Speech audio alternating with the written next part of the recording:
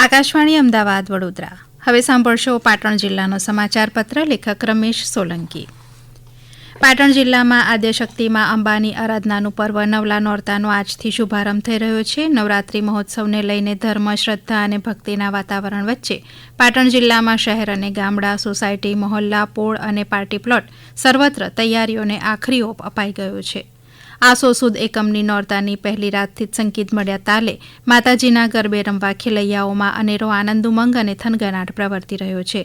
પાટણમાં શેરી ગરબાનું મહત્વ અને પરંપરા આજે પણ જળવાઈ છે અને માથે તાંબાના તેમજ માટીના ગરબા ઉપાડીને સમૂહમાં ગરબે રમવાની પરંપરા જીવંત જોવા મળી રહી છે. નવરાત્રી મહોત્સવને અનુલક્ષીને ઠેર ઠેર મોટા મંડપો બંધાયા છે અને લાઇટિંગ, ડેકોરેશન સાથે સુંદર સજાવટ કરાઈ છે. જિલ્લામાં ચાલુ વર્ષે ચોમાસાની સિઝનમાં મેઘરાજાની ભારે મહેર થઈ છે. જિલ્લામાં સર્વત્ર સારો વરસાદ થયો છે અને ધરતીપુત્રોમાં પણ આનંદની લાગણી જોવા મળી રહી છે. પાટણના સરસ્વતી જળાશયમાં પાણી સંગ્રહ સહિત સરસ્વતી નદીમાં વરસાદી પાણી વહેતા થતાં લોકજીવન પણ આનંદઘેલું બન્યું છે. ભૂગર્ભ જળના સ્તર ઊંચા આવી રહ્યા છે. જિલ્લામાં ચાલુ વર્ષે અત્યાર સુધીમાં મોસમનો સરેરાશ 95% જેટલો વરસાદ થઈ ગયો છે. જોકે ચાલુ વર્ષે પાટણ જિલ્લાના છેવાડાના સાંતલપુર અને રાધનપુર તાલુકા વિસ્તારોમાં ભારે વરસાદ થતાં અનેક ગામડાઓમાં જળબંબાકારની સ્થિતિ સર્જાઈ હતી. જેના પગલે અનેક ગામો વરસાદી પાણીમાં ડૂબતા વહીવટીતંત્ર અને સરકાર દ્વારા વરસાદી પાણીમાં ફસાયેલા અને વરસાદથી અસરગ્રસ્ત બનેલા લોકોને સલામત સ્થળે ખસેડવા હોડીઓ તેમજ એસડીઆરએફની ટીમો કામે લગાડીને અનેક લોકોનું રેસ્ક્યુ કરવામાં આવ્યું હતું. ભારે વરસાદના કારણે ઘરવખરી, ખેતીની જમીન, ખેતરોમાં ઊભા પાકને નુકસાન થવા સાથે પશુધનને પણ મોટા પ્રમાણમાં નુકસાન થયું છે. જ્યારે કેટલાક ગામોમાં તળાવ ઓવરફ્લો થતાં આખા ગામ પાણીમાં ડૂબી ગયા હોય તેવી સ્થિતિ સર્જાતા રાજ્ય સરકારે તાકીદે રાહત અને બચાવની કામગીરી હાથ ધરી હતી. ભારે વરસાદથી ગામડાઓને જોડતા માર્ગો તૂટી જવાના તેમજ વીજ પુરવઠો ખોરવાઈ જવાના કારણે ગ્રામજનોને હાલાકીનો સામનો કરવો પડ્યો હતો.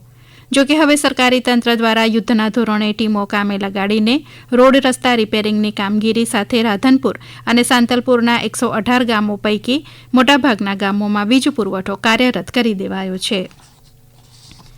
આ સાથે પૂર અસરગ્રસ્ત નાગરિકોને મળવા વિધાનસભાના અધ્યક્ષ શંકરભાઈ ચૌધરી રાધનપુર પહોંચ્યા હતા. તેમણે રાધનપુરના સ્થાનિક આગેવાનો સાથે મીટિંગ કરીને વધુ વરસાદના કારણે થયેલા નુકસાનને લઈ આગેવાનો સાથે સંવાદ કરી મુશ્કેલી સાંભળી હતી અને પરિસ્થિતિનો તાગ મેળવ્યો હતો. જિલ્લા પ્રભારી મંત્રી જગદીશ વિશ્વકર્માએ પણ સરહદી વિસ્તારના તાલુકાઓની મુલાકાત લીધી હતી અને ગ્રામીણોને વિશ્વાસ અપાવ્યો હતો કે આ વિકટ પરિસ્થિતિમાં રાજ્ય સરકાર તમારી પડખે છે. પ્રધાનમંત્રી નરેન્દ્ર મોદીના 75મા જન્મદિવસની પાટણ સહિત સમગ્ર જિલ્લામાં ઉમળકાથી ઉજવણી કરવામાં આવી. પ્રધાનમંત્રીના જન્મદિવસ અંતર્ગત સેવા પખવાડિયાની ઉજવણી નિમિત્તે શિવપૂજા, વૃક્ષારોપણ, સ્વચ્છતા, લોકલ ફોર વોકલ સહિત અનેકવિધ સેવાકીય અને રચનાત્મક કાર્યક્રમોનું આયોજન કરવામાં આવ્યું હતું. સરસ્વતી નવીનીકરણ પ્રોજેક્ટ અંતર્ગત સિદ્ધપુર સરસ્વતી નદીના કિનારે પ્રધાનમંત્રી નરેન્દ્ર મોદીના માતૃશ્રી હીરાબાની સ્મૃતિમાં નિર્મિત હીરાબા સરોવરનું મુખ્યમંત્રી ભૂપેન્દ્ર પટેલના હસ્તે લોકાર્પણ કરાયું હતું. આ ઐતિહાસિક પ્રસંગે કેબિનેટ મંત્રી બલવંતસિંહ રાજપૂત, પાણી પુરવઠા મંત્રી કુંવરજી બાવળિયા તેમજ મંત્રી મુળુભાઈ બેરા વિશેષ ઉપસ્થિત રહ્યા હતા. કલા મહાકુંભ હેમચંદ્રાચાર્ય ઉત્તર ગુજરાત યુનિવર્સિટી પાટણના કુલપતિ ડોક્ટર કિશોરચંદ્ર પોરિયાની વિશેષ ઉપસ્થિતિમાં આદર્શ વિદ્યાલય પાટણ ખાતે યોજાયો હતો. જિલ્લા કક્ષા નવરાત્રી રાસ ગરબા સ્પર્ધામાં 8 ગરબા ગ્રુપના 160 સ્પર્ધકોએ ભાગ લીધો હતો. જેમાં અર્વાચીન ગરબા, પ્રાચીન ગરબા તથા રાસની સ્પર્ધાઓમાં ભાગ લઈને પોતાની કલાને પ્રદર્શિત કરી હતી. પ્રથમ નંબરે વિજેતા થનાર સ્પર્ધકો રાજ્ય કક્ષાએ યોજાનાર સ્પર્ધામાં ભાગ લેશે.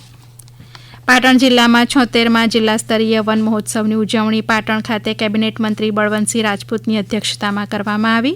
જે અંતર્ગત જિલ્લામાં 14,69,000 રોપાઓના ઉછેર થકી જિલ્લાને લીલોછમ કરવા માટેનો લક્ષ્યાંક રાખવામાં આવ્યો છે. આપ સાંભળી રહ્યા હતા પાટણ જિલ્લાનો સમાચાર પત્ર. લેખક રમેશ સોલંકી. પ્રસારણ આકાશવાણીના અમદાવાદ વડોદરા કેન્દ્ર પરથી કરવામાં આવ્યું.